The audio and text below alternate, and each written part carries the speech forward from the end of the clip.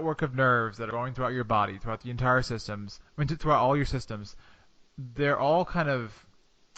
My question is two-part. One is these systems are on the same neural network for the most part, and that's why they're able to be affected by each other. Correct. Yeah. Does that make sense? Absolutely. Okay. I mean, the nervous system is king. It's going to regulate the body, and your diet has a huge interplay with that. That's where the large bulk of your neurotransmitters, which are the chemicals for communication within your nervous system, are made. So if you have poor fuel coming into your body, it does leave the door open to affecting largely every system in your body. And that's a long rabbit hole to go down into, for sure. And I'm probably not quite the expert for that, but it's definitely something that is true. And even looking at, I mean, I have a body worker that comes here too and does some body work on people, and she does a lot of work on the lymphatic system, and she talks about the pumps that are in the lymphatic system, and the main almost like catalyst for pumping the fluid around your body is movement, and proper movement, nourishing movement. And when she says nourishing movement, that means being able to really cue proper patterns. And where I'm going with this is, are you of the opinion that most problems, for the most part, in a general sense, most pain, most dysfunction, is a movement specialist issue? Like people like try to specialize in one movement. If someone becomes a really good tennis player and they keep swinging that racket, or someone becomes a really good Olympic lifter and that's all they do, it's a movement. Like they're specializing too much in one thing. They need to balance their approach. Yeah, that's a really good question. I think largely this is kind of be a non-climactic answer, but largely it depends. Okay. and honestly, I do really mean that. There's always I think it all comes down to goals and what you're after. If you're someone that has been sedentary their large part of their adult life and decided, they went and saw their doctor and said, your cholesterol is high, your blood pressure is high, you've gained a lot of weight, blah, blah, blah. Your health is in decline from a medical standpoint.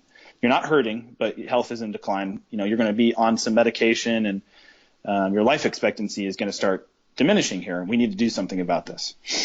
And let's say they choose the tool of running as a way to get them back, their health back, and then making some better food choices. So let's throw the diet piece of that out of the equation for right now. Let's just look at the movement.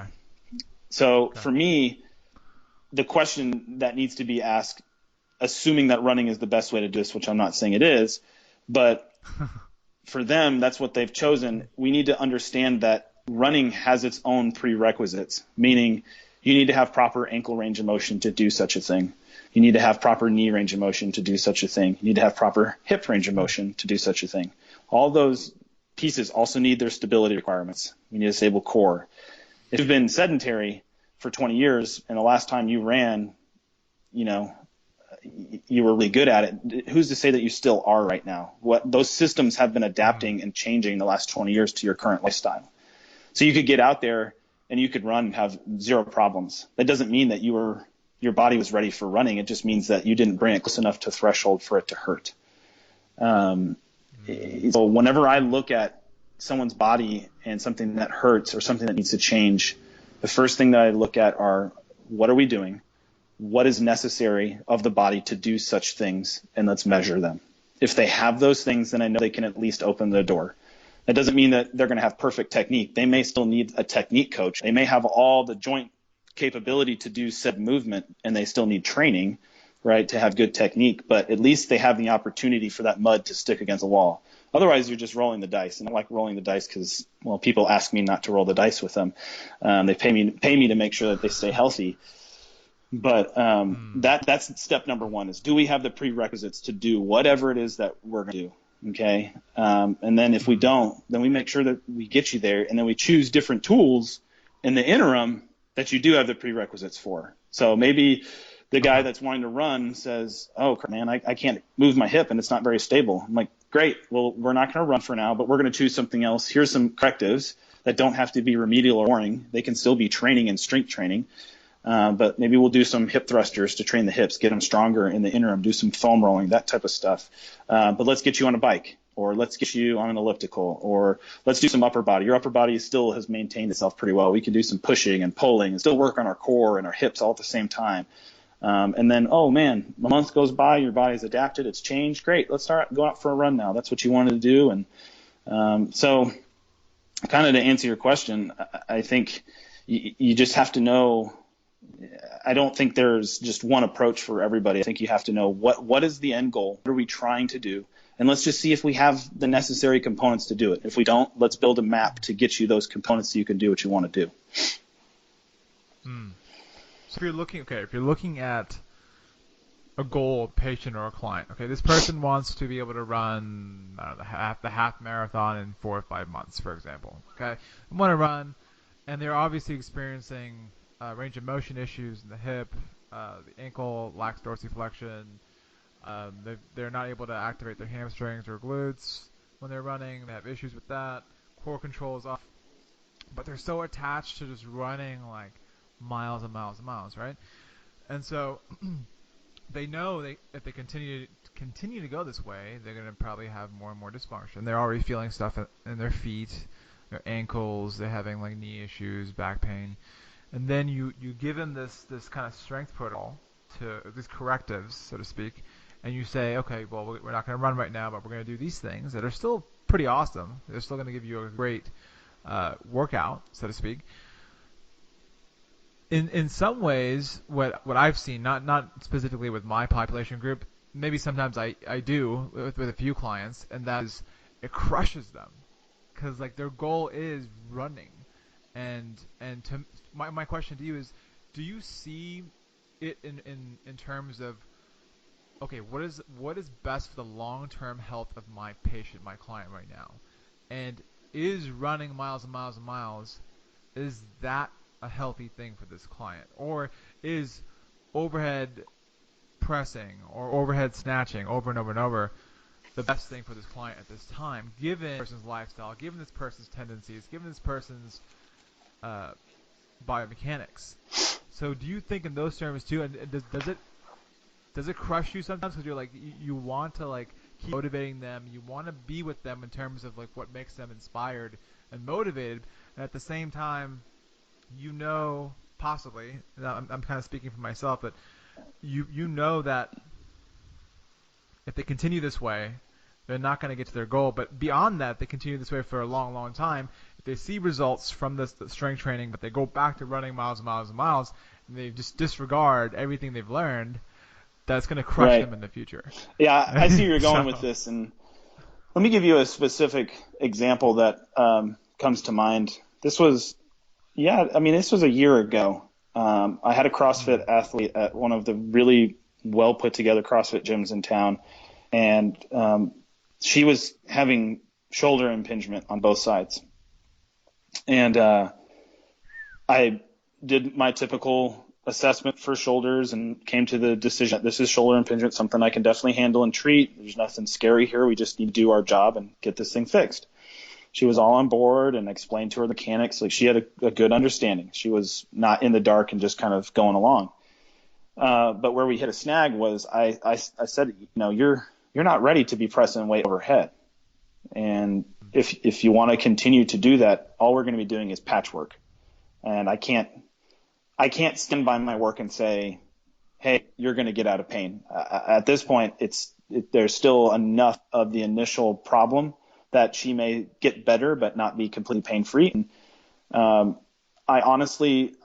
value being honest, obviously being tactful, but being honest with my clients enough to tell them that, knowing that I could jeopardize having them as a client in business, because they might run off for just the guy across the street and they just might rub them and they feel better and they're still hurting. And then, a year later goes by and now they have a tear in their shoulder or something. And then they'd be like, oh, I wish I would have known, right? I'm not going to play that game. I'm not going to be the guy that's an enabler with my treatments. So you can't be rigid. So I said, hey, we need to find a different way to work on this together. She was not I'll be real honest, she was not excited about it. I said, hey, look, how about if we substitute in some landmine pressing, which you probably are familiar with, which is kind of like a go-between for the listeners out there. If pushing and pulling is 0 degrees and then pressing overhead is 90 degrees, it's kind of, for ease sake, about a 45-degree angle. Okay, so it's pseudo pressing overhead. I said, look, you're cleared for that. You can get your arms there safely.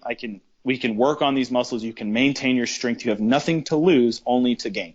Still not excited. And I thought that was going to be the thing that saved this conversation. Still not excited. And I said, well, that's fine. You're an adult. You can make your decisions. I'm happy to work with you. I'm happy to help you. But I'm just telling you, I'm not 100% sure that we can fix this if we're still lifting overhead. 3 weeks goes by and she's making progress, but she's still not quite there. And I have been just massaging her little by little, saying, hey, maybe we should take a break, or how's the programming been this week? What was in the work? And she knows what I'm doing. She's wise to it.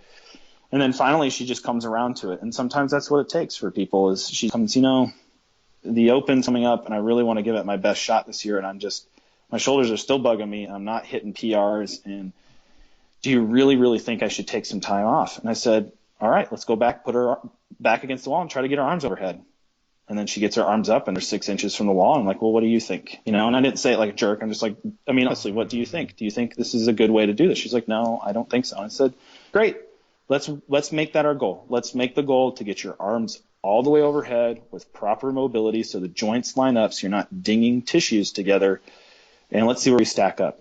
2 more weeks go by. Arms are fully overhead. She hasn't been pressing weight overhead. She feels great. I saw her 2 weeks ago for the first time in a year for a completely different complaint. Shoulders haven't bothered her one iota because she has good range of motion. She has the prerequisites to do what she's wanting to do. So you and I have to play psychologists sometimes. And, that's the thing. I know I didn't get that in school. They make everything black and white. Here's the condition that you do. This is how you treat it. This is when you refer, blah, blah, blah. And it's just not the fun part and the challenging part about practice is reading the person, playing psychologist, and inspiring and motivating. The easy part is treating and assessing. That stuff should be on lock. You should know that stuff cold. Totally. Occasionally you get some funny situations where you may not know the answer, and that's why you have other people in your network. But you have to be able to communicate and find whatever that little thing is for the person. Sometimes it's right there on the surface and it's easy to find. Sometimes it's not. But at the same time, you have to be their best advocate and from a place of compassion and empathy. And I feel like that approach solves most of those situations. And people will get on board. They can tell that you have their best interests at heart. They just don't want to hear it sometimes in the beginning. And that's okay. That's okay. That's awesome. That's a really good story. I think that puts things into a lot of perspective. I think there's the other term too, where, like for example, so Stephen got to work on one of my clients, Nicholas Hall, and has some really, really amazing results. Thank you again, by the way, for that. I see he's crushing it. I see him on Instagram and Facebook, and that's good. I'm glad. Yeah. So thank you. And one thing with Nicholas, when he first came to see me, he mentioned spondylosis, and he mentioned that he had been a sprinter for like 20 years, so a lot of aggressive hyperextension and a lot of that work going on with sprinting.